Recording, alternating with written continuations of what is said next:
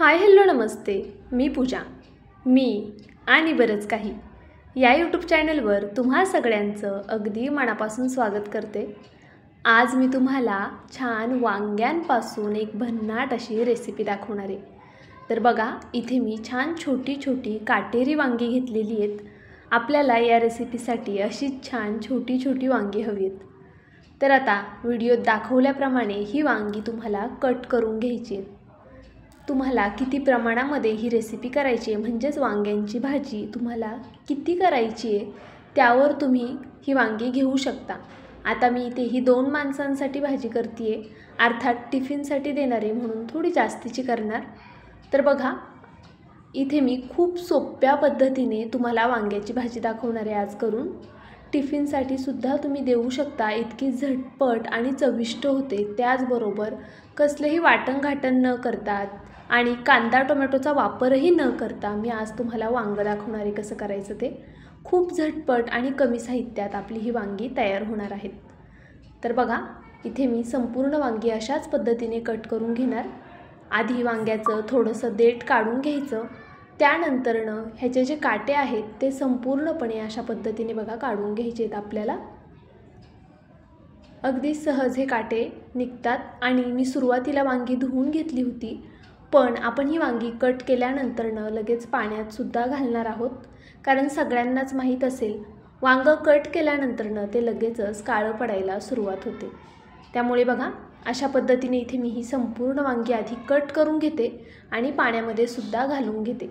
तर बघा, आणि इथे मी हे नॉर्मलच पाणी घेतलं आहे, मीठ वगैरे घातलेलं नाही आहे. साध्या पाण्यामध्येच आपल्याला अशा पद्धतीने ही वांगी घालून घ्यायची आहेत. तर पाहू शकता तुम्ही, आपली संपूर्ण वांगी कट करून झालेली आहेत.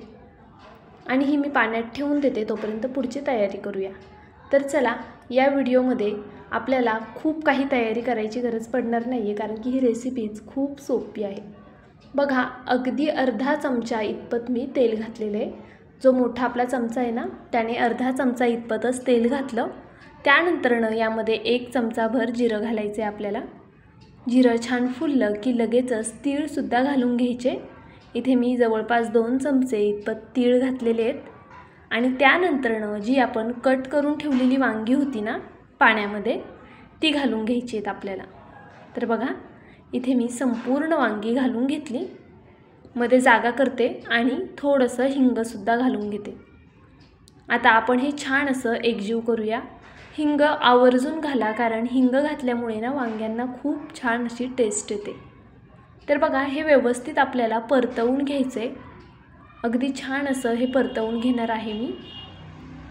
आपल्याला वांगी जवळपास 80-90% अशीच शिजवून घ्यायची आहेत.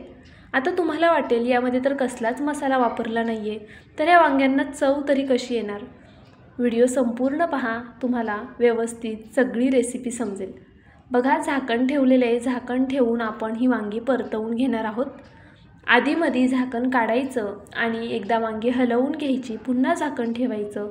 असं केल्यामुळे काय होतं, वांगी सगळीकडून एकसारखी शिजली जातात. बघा, झाकण काढून मी आता ही वांगी हलवून घेते व्यवस्थित. इथे बघा, वांगं अजून शिजलं नाही आहे पूर्णपणे.